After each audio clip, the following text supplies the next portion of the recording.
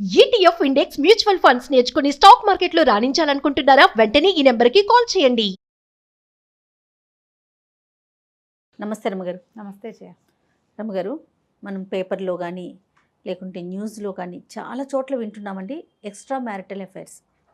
వీటి వల్ల సంసారాలను పాడు చేసుకుంటున్నారు, తమకు తాము జీవితాన్ని కోల్పోతున్నారు, తమ పార్ట్నర్ని చంపటానికి కానీ కడుపును పుట్టిన బిడ్డలను కూడా చంపేస్తున్నారండి. పేపర్లో కూడా చూస్తూ ఉన్నాము. అసలు కానీ ఇలాంటి దరిద్రమైన విషయాల గురించి మాట్లాడుకోవాల్సిన పరిస్థితి కూడా వస్తుంది చూడండి. అవి ఎలాంటి పరిణామాలకు దారితీస్తాయని ముందుగానే ఎక్స్పెక్ట్ చేయకపోవటమా, లేకపోతే ఏదైనా పర్వాలేదు నేను హ్యాపీగా ఉండాలి అనే కాన్సెప్ట్ రావటమా అంటారండి? రెండు జయ, రెండు రేపేమవుతుందో అన్న ఊహ అసలు చెయ్యరు. సిగ్గుపోతుందనో, మొహమాటం పోతుందనో, లేకపోతే నలుగురిలో చిన్నపోతామనో, పరువు పోతుందనో అన్న ఊహ చేయటల్ల. ఇవి వాళ్ళ కొత్త కాదు జయ. నా జీవితం నా ఇష్టం, నేను నా ఇష్టం అంతే. ఇప్పుడు నా జీవితం అంటే ఇంకా 5-6 ఉంటారు మన జీవితంలో, కనీసం అది కూడా లేదు. నేనుకి ఏది లేదు, నేను తప్ప నేనే ఇంకా అంతే అంతే అంతే. అలాగే కనిపిస్తుంది. నువ్వు పేపర్ చూడు, ప్రతిరోజు పేపర్లో అక్రమ సంబంధానికి అడ్డొస్తున్నాడు, పిల్లని చంపేశారు, పిల్లల్ని చంపేశారు, లేదా సెకండ్ మ్యారేజ్ చేసుకుంటే మొదటి ఆ పిల్లల్ని వీళ్ళే చంపేశారు, అలాంటివి. భర్తను అడ్డు తొలగించుకోవటము, సినిమాటిక్గా కూడా. అవునండి, భార్యల్ని అడ్డు తొలగించుకునేవాళ్ళు, దానికి సహాయం చేసేవాళ్ళు. అరే ఏంట్రా నువ్వు చేసే పని అని అనరు ఫ్రెండ్స్ కూడా. నువ్వు చేయకూడదు, చేసేదే చేయకూడని పని. దీనికి మళ్ళీ ఈ రెండో పని చేయటం ఏమిటి? చేసేది ఒక తప్పుడు పని అయితే దానికి తోడు హత్యలు కూడా చేస్తామంటే దానికి సుపారీలు ఇచ్చి డబ్బు అవసరాలు కనపడతాయి కదా ఇట్లాంటివి. అసలు మనుషులు ఎలా అయ్యామంటే మనం ఎంత సెల్ఫిష్గా అయిపోయామో జయ. అవునండి, పూర్తిగా పశువుల్లాగా అవడానికి దగ్గరలో ఇంకా కొంచెం చిన్న ఇది ఉందన్నమాట, గ్యాప్ అంతే.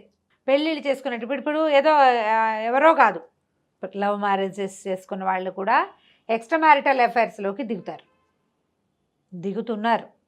అసలు నాకేం కావాలి అనే ప్రశ్నే ఉండదు వాళ్ళకి. అప్పుడు ఏది కావాలనిపిస్తే అది చేసేయటం. విచ్చలవిడితనం కదా, విచ్చలవిడితనము. అంటే ఈజీగా అవతల వాళ్ళని అప్రోచ్ ఎందుకు దొరికేటువంటి రకరకాల దారులు. మనం ఏం చెప్పుకుంటాం జయ, భలే బిజీ, మనకు చాలా బిజీగా ఉంటున్నాం, మనం చాలా స్ట్రెస్ ఉంటుంది.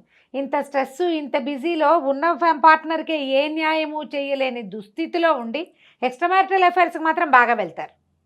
అది థ్రిల్ ఇస్తుంది జయ, థ్రిల్లింగ్గా ఉంటుంది. జనాలకి కిక్ కావాలి ఎప్పుడు, దానివల్ల వచ్చేవి అనవసరం. అప్పుడు ఆలోచన రాదు కదా జయ, అప్పుడు ఆలోచన రాదు.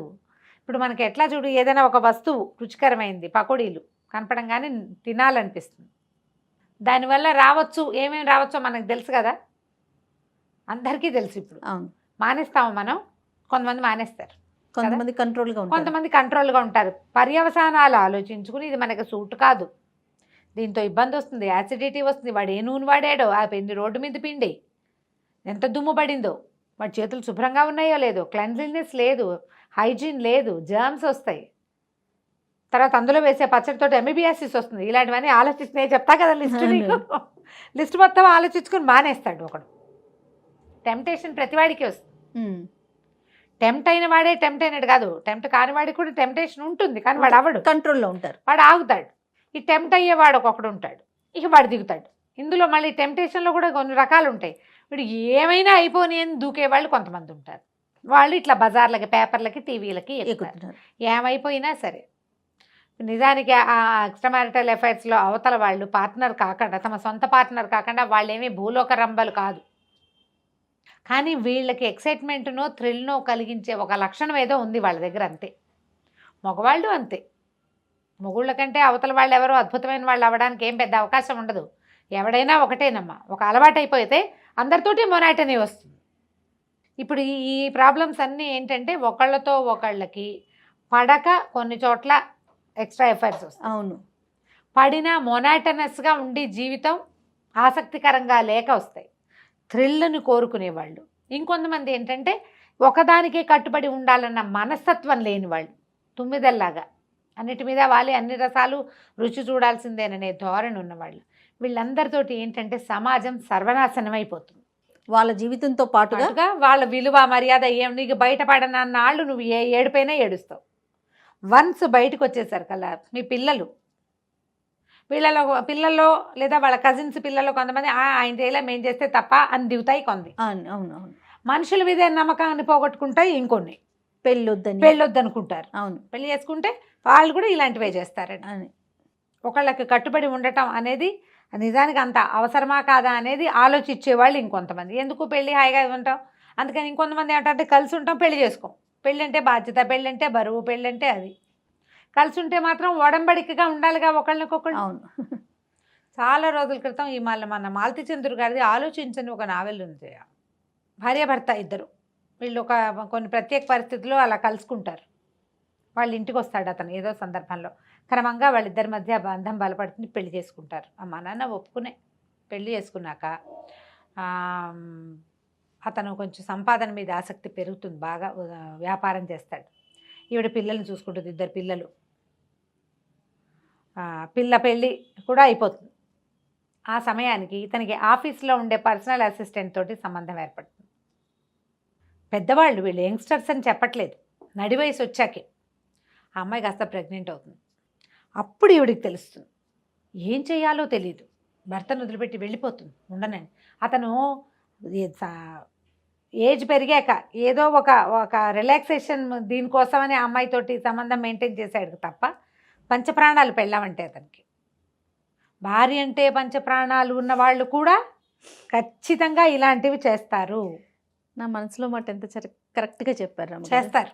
అదే పంచ ప్రాణాలు అయి ఉండి ఎట్లా అఫైర్ పెట్టుకుంటారండి? ఇదేం పెద్ద విషయం కాదనిపిస్తుంది జయ. అప్పుడు అది తప్పు కాదనిపిస్తుందా? అది పెద్ద విషయమే కాదు. నేను తనకేం అన్యాయం చేయట్లా అని వాళ్ళు మోసపుచ్చుకుంటారు. నేను తనకేం అన్యాయం చేయట్లా, ఆస్తంతా తన పేరు మీదే ఉంది, ఇల్లంతా తన పేరు మీద, ఇల్లంతా తన పెత్తనంలోనే నడుస్తుంది. నేను చేసేది పెద్ద తప్పే కాదు. వాళ్ళు చాలామంది చేయట్లా ఇవాళ రేపు అలా అనుకుంటారు. అలాగా తామని తాము నమ్మించుకుంటారు. తను నాకు కట్టుబడి ఉంది, నేను కూడా అలానే ఉండాలి అనే ఇంగితం మాత్రం ఉండదు. ప్రతి వాళ్ళు నా భర్తో నా భార్యో ఇదే చేస్తే నాకు ఎలా ఉంటుంది అన్న క్వశ్చను అసలు రానే రాదు. ఈవిడ ఇంట్లో నుంచి వెళ్ళిపోయాక ఒక ఆశ్రమానికి ఎక్కడికో వెళ్తుంది. అక్కడ బోధలతోటి మెల్లిగా సర్దుకుని ఈ అమ్మాయిని తెచ్చి తన దగ్గరే పెట్టుకుంటుంది. ఆ అమ్మాయితోటి ఆయనకి మానసికమైన సంబంధం లేదు, మానసికంగా అమ్మాయితోటి డిపెండెన్సీ లేదు. అయ్యో పాపం అనిపిస్తుంది తప్ప. ఈవిడే ఆ అమ్మాయిని చూస్తుంది. డెలివరీ అయిపోతుంది. ఆ డెలివరీ ఆ పిల్లవాడు బతకడో ఏదో హాస్పిటలైజ్ అయ్యి చాలా ఇబ్బందికరమైన పరిస్థితి వస్తుంది.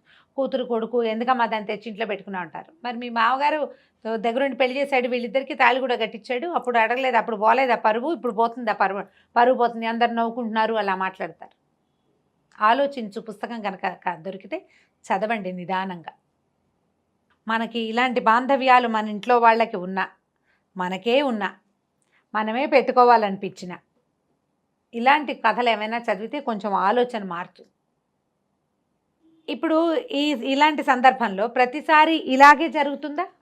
ఆ రెండో వాళ్ళ కోసమని మొదటి భార్యని పిల్లల్ని అన్యాయం చేసేసేవాళ్ళు, వదిలేసేవాళ్ళు, చంపేసేవాళ్ళు, లేచక్కపోయేవాళ్ళు ఎంతమంది అయ్యారు. ఇప్పుడు ఎన్ని రకాలు వచ్చినాయి. ప్రతి వాళ్ళు కూడా ఆలోచించాల్సింది ఏంటంటే, నేనేం చేస్తున్నాను అసలు? ఒట్టి ఎక్సైట్మెంట్ కోసమే నేను ఇంకొకళ్ళతో సంబంధం పెట్టుకుంటే మనతోటే ఉన్న వాళ్ళది పరిస్థితి ఏంటి అని ఆలోచించట్ల. ఒక వ్యాలిడ్ పాయింట్ ఇందాక మీరు చెప్పింది ఏంటంటే, నేనేం అన్యాయం చేయట్లేదు కదా అంటారు. అదొక్కటే వినిపిస్తూ ఉంటుంది రమ్మగారు. ఈ అన్యాయం చేయటం అంటే ఏమిటి? ఆమెకి ఒకళ్ళకి సొంతమైనటువంటి నీ తాలూకు బాంధవ్యాన్ని, నీ తాలూకు ఎమోషనల్ బాండేజ్ని ఇంకొకళ్ళకి పంచటం తప్ప కాదా? అది డబ్బిస్తావు, ఆస్తి స్వాస్తి ఇస్తావు, అది చాలా నీకు సరిపోతుందా? పిల్లల్ని ఇస్తాడు, ఆ పిల్లల్ని కూడా ఇస్తారు చక్కగా. అది నీకు సరిపోతుందా? నేను నీతోటే ఉంటా, నా మనసు కోసం మాత్రం నేను ఇంకొకళ్ళతోటి స్నేహం చేస్తా. నువ్వు శరీరం కోసం స్నేహం చేస్తావు. నువ్వు మీ ఆవిడ ఎవరితోటైనా ఇంకోళ్ళతో ఫ్రెండ్షిప్ చేస్తుంది మనసు కోసం. ఓకేనా? ఆ ప్రశ్న వేసుకోవాలి కదా. ఆడైనా మొగైనా ఖచ్చితంగా ఇద్దరు అండి. ఆడైనా మొగైనా మా ఆయనకి అన్నీ నేనే చూసుకుంటాను, అన్నీ నేనే చూస్తా, కానీ నాకు ఎవరితోటో ఫ్రెండ్షిప్ ఉందని ఆడాళ్ళు చెప్పచ్చా? అట్లా కుదురుతుందా? కుదరదు కదా అస్సలు. ఈ భార్యాభర్తల బాంధవ్యంలోనే ఈ సమస్య వస్తుంది జియ. అవునండి. మన అమ్మ మనకన్నీ చేస్తూ పక్కింటి పిల్లల్ని కూడా మనలాగానే ప్రేమిస్తే మనకు నచ్చుతుందా? అసలు పిల్లలైతే వేరే వాళ్ళ చంటి పిల్లని ఎత్తుకున్నా ఒప్పుకోరు. అవును. ఈ పొసెసివ్నెస్ ఉంటుంది కదా జయ.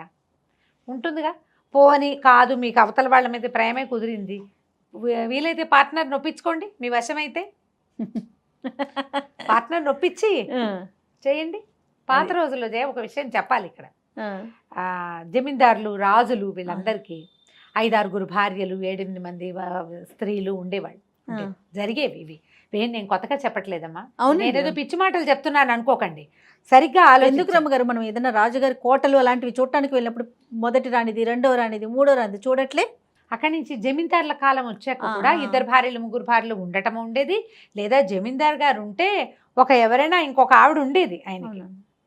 ఆవిడ వీళ్ళ ఇంటికి రావటము, వీళ్ళ పిల్లల్ని ఆవిడ ఎత్తుకోవటము అవి కూడా ఉండేవి న్యాచురల్గా. భార్యలు ఒప్పుకునేవాళ్ళు. ఎట్లా, మేము ఇంట్లో పడి ఉంటాము, ఆయన 10 రకాల వ్యవహారాలు చేస్తాడు, ఆయనకి ప్రెషర్స్ చాలా ఎక్కువ, ఆయన రిలాక్స్ అవ్వటానికి ఈ సాధనాన్ని ఆయన తీసుకుంటే మాకు ఓకే అని ఆడవాళ్ళు ఒప్పుకునేవాళ్ళు. ఇది ఎప్పటి కాలము? నా పాయింట్ సరిగ్గా అర్థం చేసుకోండి నేనేం చెప్తున్నాను. ఆడవాళ్ళు ఇంట్లోనే ఉండే కాలం. వాళ్ళ వల్ల సంసారానికి తప్ప ఆర్థికమైన ఏ వెసులుబాటు వాళ్ళ వల్ల ఉండేది కాదు.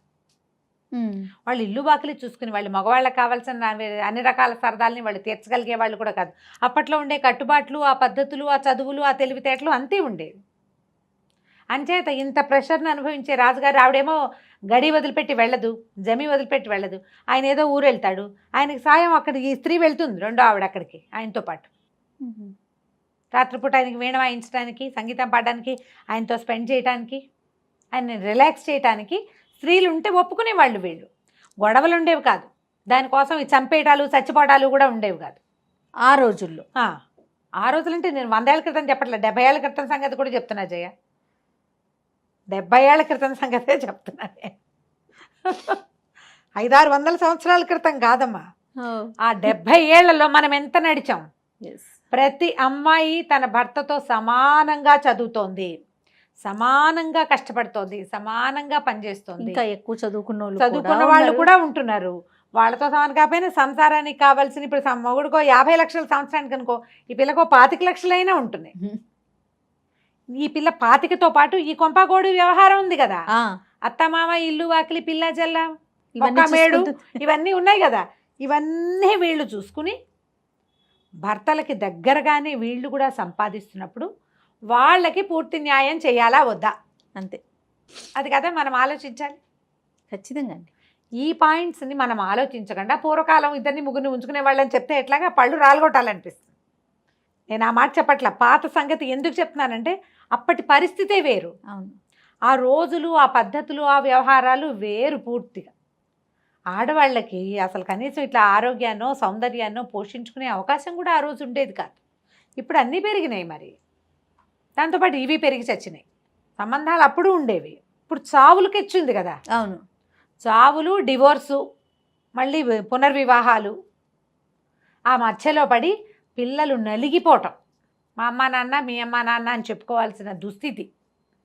నా పిల్లలు, నీ పిల్లలు, మన పిల్లలు అనుకుంటూ. ఆ పిల్లలు ఎప్పటికైనా సాటిస్ఫై అవుతారా వీటి వల్ల? ఎంత బాధపడతారు పాపం. అది కదా మనం ఆలోచించాలి. ఇప్పుడు తప్పనిసరి పరిస్థితి, దుర్వ్యసనాలు, వాళ్ళతో చాలా బాధలు, ఏవో కష్టాలు, జబ్బులు అంటే పోనీ అనుకోవచ్చు, ఏమీ ఉండదు. ఆ క్షణానికి ఎవరైనా ఆడో మగో కనపడితే వాళ్ళని చూసి టెంప్ట్ అయ్యి, కంట్రోల్ లేక, జీవితం పట్ల అవగాహన లేక, రేపొద్దున ఏం ప్రాబ్లం వస్తుందో అన్న ఆలోచన లేకుండా, భవిష్యత్తు ఊహించకుండా, నా పార్ట్నర్ కూడా ఇలాగే ఎవరైనా చూసి లాలచ పడితే ఏమవుతుంది మన జీవితం అన్న ఊహ లేక అంతే తొందరపడిపోతారు. ఆలోచించండి. ప్రధానంగా మనకు కావాల్సింది ఏంటి? సెల్ఫ్ కంట్రోల్ అని ఒక పాయింట్ ఉంటుంది, దాన్ని వృద్ధి చేసుకోండి. ఆడైనా మొగైనాను. ఆడవాళ్ళు నేను ఇంకో మంచి మంచి విషయాలు కొన్ని చెప్తా, మంచి అనకూడదు దీన్ని, ఇంట్రెస్టింగ్ విషయాలు అనమాట. ఇలా జరుగుతుందా అని. మొగుళ్ళతో అన్నీ చక్కగా శుభ్రంగా బాగానే ఉంటారు, ఎవరితోటో ఫోన్లో చాట్ చేస్తూ ఉంటారు. వాళ్ళు ఎవరో కూడా వీళ్ళకి తెలియదు. తెలిసిన వాళ్ళతో చాట్ చేసే వాళ్ళు ఉన్నారు, అసలు ఎన్ని రకాల మాటలు మాట్లాడతారో వాళ్ళు. ఇది తప్పేనమ్మా. నేనేమి శారీరకంగా సంబంధం పెట్టుకోవట్లేదు కదా, నేను వాళ్ళ ఇంటికి వెళ్ళట్లేదు కదా, అలాంటి పిచ్చివాగుళ్ళు వాక్కండి.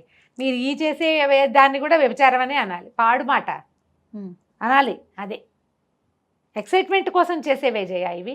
ఇవి మిమ్మల్ని ఎంత ఇబ్బంది పెడతాయంటే ఒక దశలో అవును.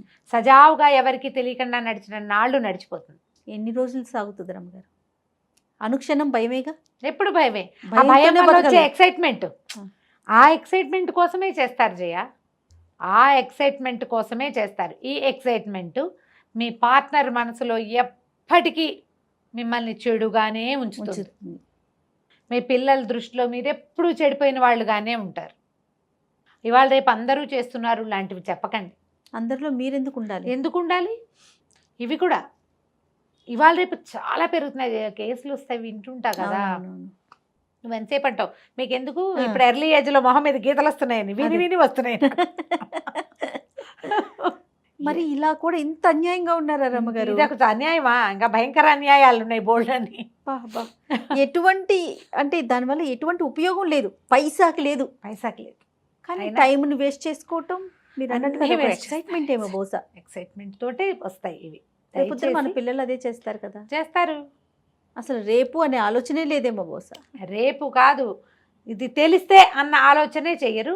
ప్రధానమైనది ఏంటంటే ఎవరికైనా తెలియక్కర్లా, మీకు మీకు తెలుసు కదా. ఎస్. ఒకసారి నేను కరెక్టేనా అని ఆలోచించుకోండి. నువ్వు రాంగు రాంగు అని వస్తుంది. పోనీ నాలా ఇలాంటిదే మన పార్ట్నర్ కూడా చేస్తే అని పెట్టుకోండి రెండో క్వశ్చన్. ఈ 2 క్వశ్చన్లు ఉంటే ఆటోమేటిక్గా సెట్ అయిపోతుంది. ప్రశ్నించుకోవాలి. మళ్ళీ ఈ ప్రశ్న ఊరికే నేను చెప్పినట్టు నాలుకతోటి కాదు, మనసుతో. లోపల నుంచి గుండెల్లో నుంచి రావాలి ఆ ప్రశ్న. ఇదే ఊహ, ఇదే పని నా పెళ్ళామో నా మొగుడో చేస్తే నాకు ఓకేనా, నాకు ఓకే అని వచ్చింది అనుకోండి మీ ఆన్సర్, పర్వాలే. వాళ్ళు కూడా ఇక మీకు పెళ్ళెందుకు, సంసారం ఎందుకు, కుటుంబం ఎందుకు, లెచ్చకపోతే సరిపోతుంది. ఎవరి దారిన వాళ్ళు అంతే. సెపరేట్ అయిపోయి ఎవరి దారిన వాళ్ళు వాళ్ళకి నచ్చింది వాళ్ళు చేసుకోవచ్చు. అలా చేసినా నయంగానే ఉంటుంది ఎంతో కొంత. ఈ కలిసి ఉండి మీతో పాటు ఒక సంసారాన్ని వృద్ధి పొందించి ఇలాంటి వ్యవహారాల్లోకి దయచేసి దిగద్దు. నమస్తే రమ్మగారు. నమస్తే చెయ్యి.